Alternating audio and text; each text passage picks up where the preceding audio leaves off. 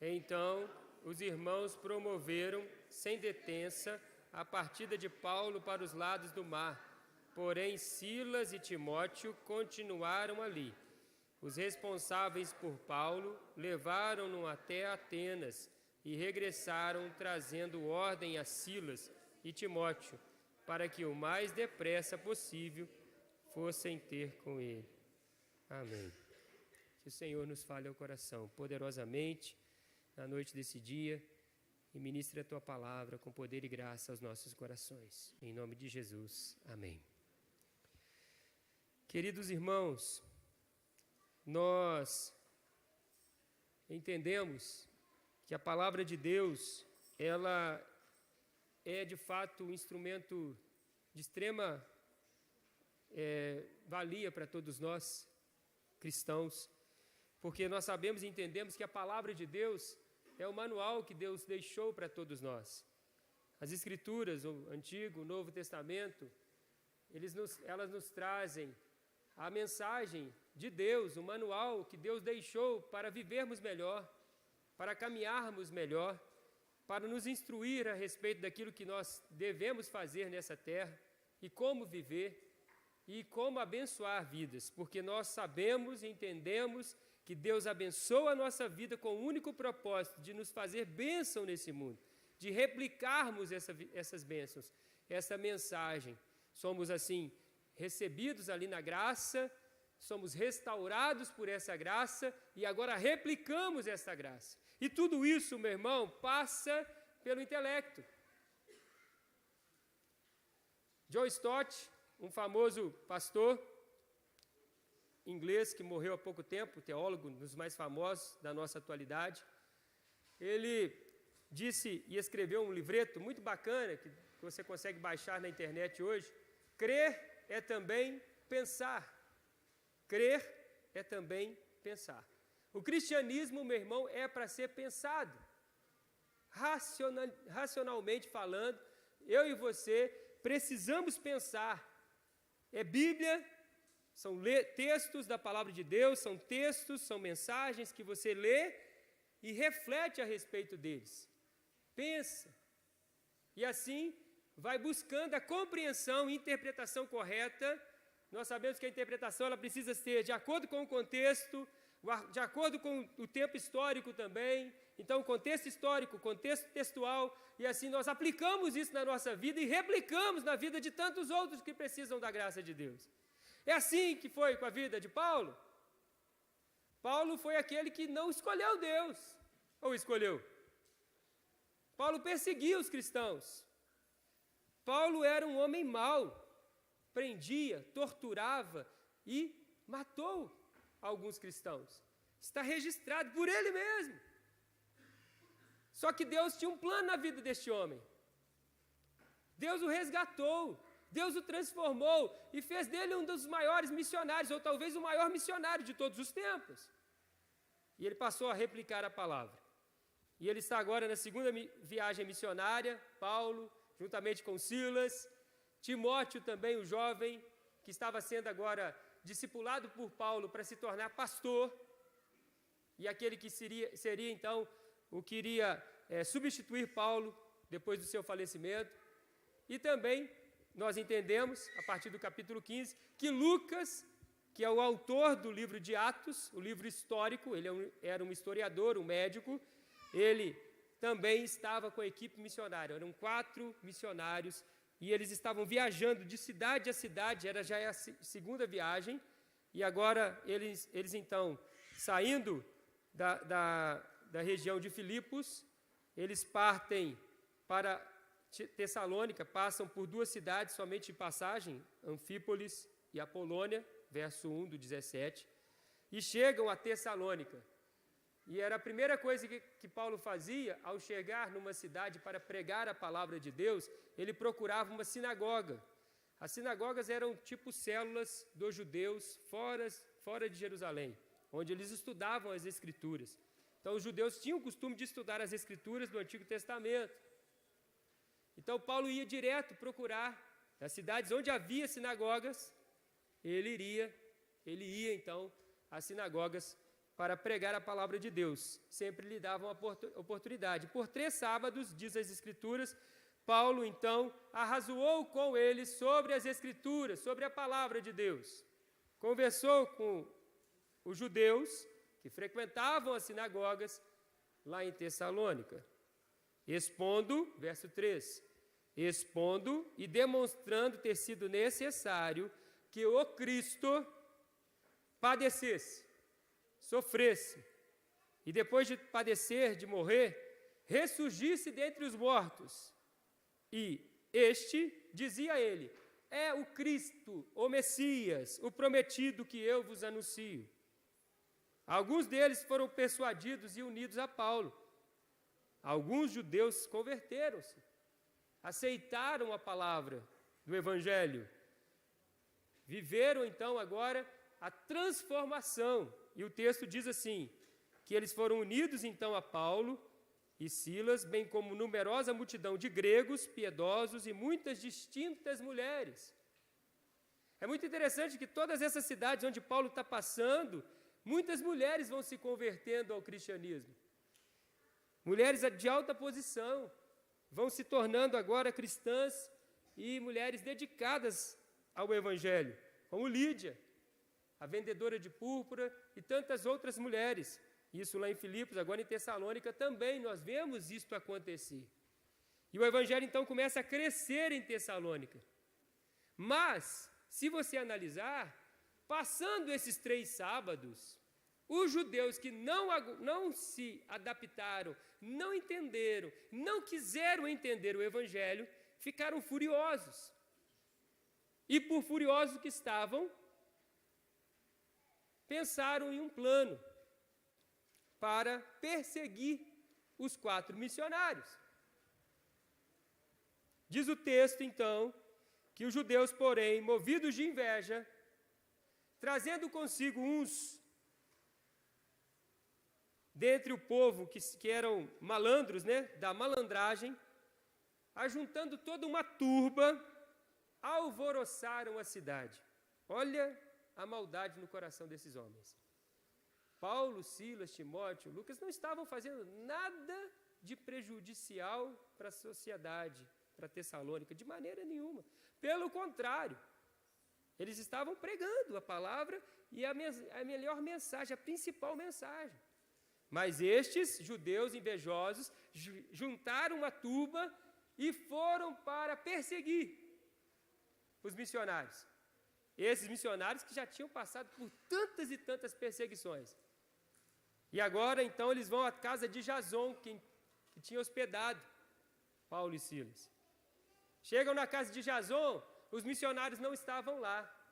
Eles, então, pegam Jason, prendem Jason, trazem junto toda aquela malandragem, toda aquela turba, perante as autoridades romanas, e dizem o quê? Eles dizem assim, não encontrando, arrastaram Jason e alguns irmãos perante as autoridades, clamando, estes que têm transtornado o mundo, chegaram também aqui em Tessalônica, os quais Jason hospedou. Todos estes procedem contra os decretos de César, o imperador. Olha a acusação, eles estão procedendo contra os decretos de César. E assim, eles estão perturbando a nossa cidade, ensinando que Jesus é que deve ser o rei, e não César. Então, eles estão acusando os missionários de insurgirem contra o Império Romano. As autoridades romanas, então, absorvem aquela denúncia, cobram uma fiança estipulada de Jason e passam agora à espreita destes missionários para prendê-los. Só que a igreja se reúne com Paulo, Silas, Timóteo e os envia para sair da cidade, para ir para outra localidade pregar a palavra de Deus. Perceba que em 1 mês a igreja de Tessalônica foi plantada. Ponto. Vamos agora então para a próxima cidade, saindo de Tessalônica, próxima cidade, Bereia. Da mesma forma, os missionários, agora no verso de número 10, chegam a Bereia, vão também às sinagogas anunciar a palavra de Deus. E quando eles chegam em Bereia, você vai perceber que os bereanos, os judeus bereanos, começam a receber a palavra de Deus com muito zelo, de maneira que eles pegavam as escrituras do Antigo Testamento, que eles tinham a Torá, os pergaminhos que eles tinham em mãos, pegavam aqueles pergaminhos e examinavam. Paulo estava pregando, igual nós estamos pregando aqui agora, a mensagem da cruz, e os bereanos, judeus, avaliavam, examinavam se tinha exatidão aqueles dados, aquelas notícias, aquelas pregações de Paulo. E aí, o próprio Paulo chega a dizer, e Lucas registra, que os bereanos se tornaram mais, qual a palavra? Mais nobres do que os de Tessalônica. Se tornaram mais nobres, mais valorosos, mais nobres para Deus. Por quê? Porque eles estavam, de fato, absorvendo a mensagem sem deixar de avaliar se a mensagem estava de acordo com a palavra de Deus. Crer é também pensar. É o título da nossa mensagem. O mesmo título do livro de John Stott. Gente, nós vivemos hoje a geração que já passou pela modernidade e agora está na pós-modernidade. Meninos, vocês não sabem, as crianças, os adolescentes que estão aqui, mas houve um tempo, depois da Reforma Protestante, que trouxe um avanço gigantesco para a cultura, intelectualidade, racionalidade do mundo, liberando os pensadores para escrever, pensar e fazer cultura. A Reforma Protestante trouxe esta vantagem para o mundo, numa Idade Média em que a igreja, na época, subjugava todos os pensadores aos pensamentos que eles queriam. Por exemplo, Galileu e Copérnico, que disseram a Terra não é quadrada, a Terra é redonda, é oval. Então, nós temos aí todo um universo e a Terra não está no centro. O que a igreja fez com estes homens? Só não os matou na Inquisição, porque eles disseram que os escritos deles eram falsos. A reforma, então, trouxe essa abertura para a sociedade. Mas logo depois da reforma, nós temos aí inúmeros outros avanços da sociedade, o iluminismo e tal. Aí os homens, ao invés de pegar e ter a Terra como centro, né, do universo, que não era, se colocaram no centro do universo. Ao invés de pegar essa mensagem e colocar Deus como centro do universo, colocaram a si próprio. E aí nós entramos, então, no materialismo histórico. Nietzsche, Marx e tantos outros que disseram assim, nós não podemos crer em nada de que não seja matéria. Se nós não podemos pegar, tocar, meninos, nós não podemos crer. É o materialismo histórico. Só que o próprio ar você não pega e não vê. E aí, então, a igreja lutou contra esse modernismo até que a própria população mundial caiu por terra, né? Trouxe descrédito para essa mensagem porque as pessoas não pararam de crer. Porque todos os seres humanos, eu e você que estamos aqui, quem está em casa, onde você estiver, temos um senso de entendimento de que Deus existe. Nada é por acaso. O mundo não foi criado por um acaso. O mundo não é uma produção de uma explosão. Pelo contrário, nós temos um arquiteto inteligente por trás de tudo isso. O nome dele é Deus para nós, porque está na sua palavra em qual nós cremos. Então, fé e razão são aliados um ao outro. Pelo contrário, não são excludentes. Esta é a mensagem de hoje, meus irmãos. Nós, eu e você, precisamos pensar a nossa fé. E aí entramos no pós-modernismo, que é o que nós vivemos hoje. Saiu do não crer em nada materialismo histórico para eu crer em... E aí? Vou de novo, vocês vão responder. Saímos do modernismo, do não crer em nada, só no materialismo, e entramos no pós-modernismo, de que é crer em tudo. Mas você pode crer em tudo? Todos os caminhos levam a Deus. Todas as religiões levam a Deus. Não é a frase pós-moderna? Por quê? Porque a ideia é essa. Eu estou satisfeito, eu estou bem, eu estou gostando, está fazendo bem assim, entre aspas. Às vezes nem bem está fazendo, mas você está achando que está fazendo bem. Então eu creio. E para mim está bom. Se uma religião fala que você tem que cuidar do próximo, amar o próximo, né, se doar pelo próximo, a outra diz que você tem que matar aqueles que são insurgentes, são infiéis. Todas essas duas religiões vão levar você para próximo a Deus. Isso é falta de senso e de razão. Então, os bereanos, os de Tessalônica também, vão nos ensinar que nós precisamos meditar nas Escrituras e cuidar da nossa fé. Eu quero te convidar, então, caminhando já para o término, abra comigo em 1 Tessalonicenses, porque nós sabemos, meus irmãos, que a igreja de Bereia não recebeu uma carta, mas a igreja de Tessalônica recebeu uma carta. Eu quero focar nessas duas igrejas, porque as duas, Bereia foi mais nobre, mas Tessalônica também não deixou de ser nobre, tá, meus irmãos? Bereia foi mais nobre apenas. Mas olha Paulo escrevendo aos irmãos de Tessalônica. Abra sua Bíblia lá, em 1 Tessalonicenses, capítulo 1.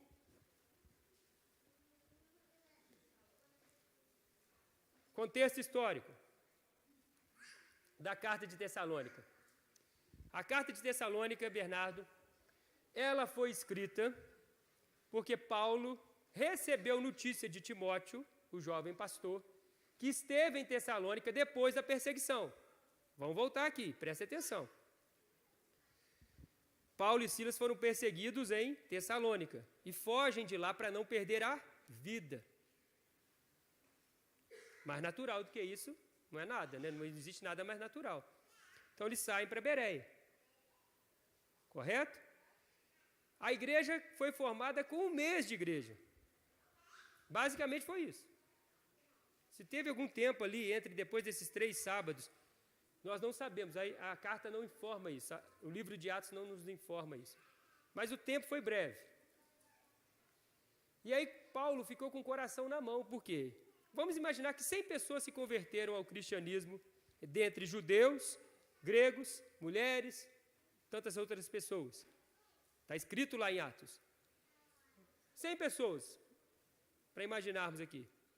Essas 100 pessoas não tiveram o tempo de discipulado correto, para entender o que está certo na palavra, o que está errado na palavra, o que deve fazer, o que não deve fazer.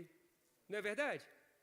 Mas mesmo assim, o próprio Espírito Santo cuidou desta igreja, porque Paulo e Silas fugiram e esses irmãos continuaram sendo perseguidos, gente, mas sem deixar Tessalônica. Perderam o emprego, foram presos, foram mortos por causa da fé.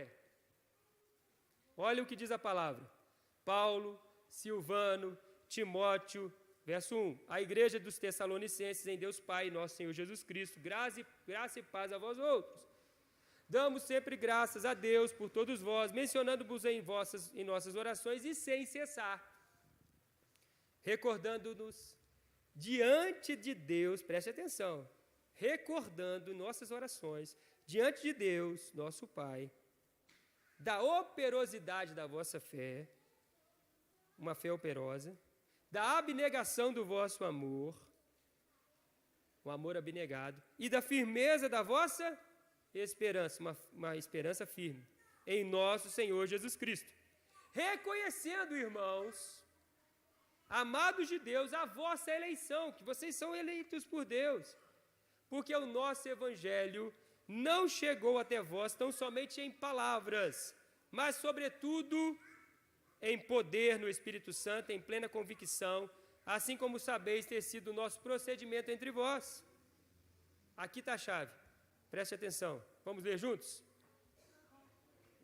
Verso de número 7, não, verso número 6. Com efeito, vos tornastes imitadores nossos e do Senhor, tendo recebido a palavra, posto que em meio de muita tribulação, com alegria do Espírito Santo, de sorte que vos tornastes um modelo para todos os crentes na Macedônia e Acaia. Viu aí? Eu coloquei um número aqui, não existe esse número, tá? Mas só para você entender. 100 crentes, 100 cristãos, converteram, não tiveram tempo de ser discipulados, ficaram no meio da prova, no meio da perseguição. Paulo com o coração na mão, manda Timóteo, não deve ter crente nenhum mais lá, porque eles não tiveram tempo de serem edificados na palavra de Deus. Aí quando Timóteo volta, não tinha celular, não tinha e-mail, não tinha nada disso não. Quando Timóteo volta trazendo a notícia, Paulo, a igreja está forte. Jason está liderando a igreja, o que tinha sido preso. A igreja está animada, o povo está vibrando. Tem gente que foi preso, foi morto, mas a igreja está viva, porque Cristo está vivo no meio deles. Aí Paulo agradece a Deus. No meio de muita tribulação, nós recebemos a notícia de que vocês estão firmes no Evangelho. E não somente firmes no Evangelho, mas vocês se tornaram modelo para as demais igrejas. Olha que bonito, gente. E aí ele cita 3 exemplos aqui do modelo que a Tessalônica foi. Vamos repetir? 3 modelos. Fé operosa, amor abnegado e esperança firme. Vamos de novo? Fé operosa, amor abnegado e esperança firme. Fé que opera em Deus milagres e mesmo em meio às tribulações da vida, segue firme. Porque é aí que a fé é vista, tá, gente? Você quer saber se você é um homem de fé, uma mulher de fé? Deixa a provação chegar. Se você estiver firme, é porque você é uma pessoa de fé. Nós olhamos para a fé hoje, no mundo corporativista que nós temos, né? Os influencers, a fé é para você conquistar. Não, a fé é algo que te defende. É o escudo da fé que Paulo fala aos Efésios. Você está firme. Vem a tribulação, vem a prova, você está continuando crendo e vê os milagres de Deus. Um amor abnegado, que não fica pedindo em troca. Ama, sem pedir nada em troca, sem ver se a pessoa merece ou não. Ama. E uma esperança firme, Jesus vai voltar. E nós estamos seguindo para frente. Esperança viva. Ah, meus amados irmãos, que extraordinário. Amém? Deus tem feito maravilhas em nosso meio. Deus tem feito grandes coisas em nosso meio. E nós precisamos entender e sermos como essas igrejas. A igreja de Tessalônica, a igreja de Bereia, que examinam, que crescem em Deus, que crescem na palavra de Deus. Vamos fazer isso? Em nome de Jesus Cristo? Vamos seguir nessa fé? Voltando os olhos então para terminarmos em Atos 17, você avalia que Paulo e Silas estão pregando lá em Bereia, e o que acontece lá em Bereia? O povo de Tessalônica, aquele povo que fez aquela ruaça toda para prender, para subjugar, para perseguir os cristãos, ficaram sabendo que Paulo e Silas estão pregando em Bereia agora. E aí o que eles fazem? Vão para lá. E aí está o texto, terminando o texto, dizendo assim, presta atenção. Mas logo, verso 13 do 17, mas logo que os judeus de Tessalônica souberam que a palavra de Deus era anunciada por Paulo também em Bereia, foram para lá excitar e perturbar o povo. Então, os irmãos promoveram sem detença a partida de Paulo para os lados do mar, porém Silas e Timóteo continuaram ali. E Paulo vai para Atenas, e logo depois que eles chegam em Atenas, a missão agora em Atenas é muito importante. Paulo manda chamar Timóteo e Silas. E lá em Atenas nós vamos ver domingo que vem, essa história continua. Estamos numa série de sermões, Atos 29, Jesus operando também em nós, porque Atos termina em 28, né? E Atos 29 é a história do cristianismo que continua comigo e com você. Vamos seguindo em frente, gente? Quem quer orar hoje, pedindo a Deus, me dê uma fé mais operosa, um amor mais abnegado. Amém? Me dê, Senhor. Vamos ficar de pé?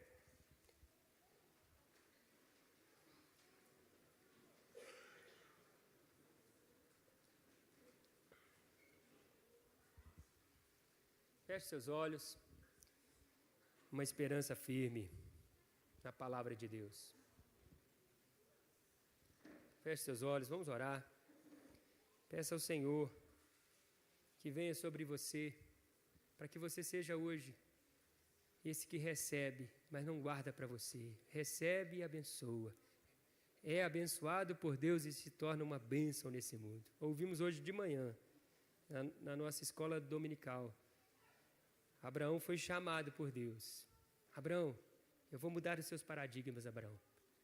É uma vida nova, Abraão. É uma vida de transformação e de grandes bênçãos. Eu vou engrandecer o seu nome, Abraão, e vou fazer de você uma grande bênção nessa terra. Você tem sido chamado para ser assim. Feche seus olhos, ore comigo. Senhor, meu Deus e meu Pai, em o nome de Cristo Jesus, nosso Senhor e Salvador, aqui estamos nós, ó Deus, para agradecer-te, ó Deus, por tudo aquilo que o Senhor tem feito por nós. Senhor, nós não somos nada. Quem somos nós, ó Deus? Míseros pecadores, mas que fomos alvos da graça de um Deus maravilhoso que resolveu nos amar e se entregar por nós naquela cruz, morrendo a nossa morte. A cruz era para nós, mas o Senhor nos amou e assim mesmo se entregou por nós. Viveu nessa terra sem pecado algum e como cordeiro perfeito foi ao matadouro, foi levado para ser sacrificado em nosso lugar. Ó Deus, em nome de Jesus Cristo, Pai, visita a tua igreja, ó Deus. Visita-nos, ó Deus, com poder e graça. Transforma a nossa realidade de vida, Pai. E abençoe-nos, ó Deus, com toda sorte de bênçãos. Assim nós oramos e abençoamos o teu povo.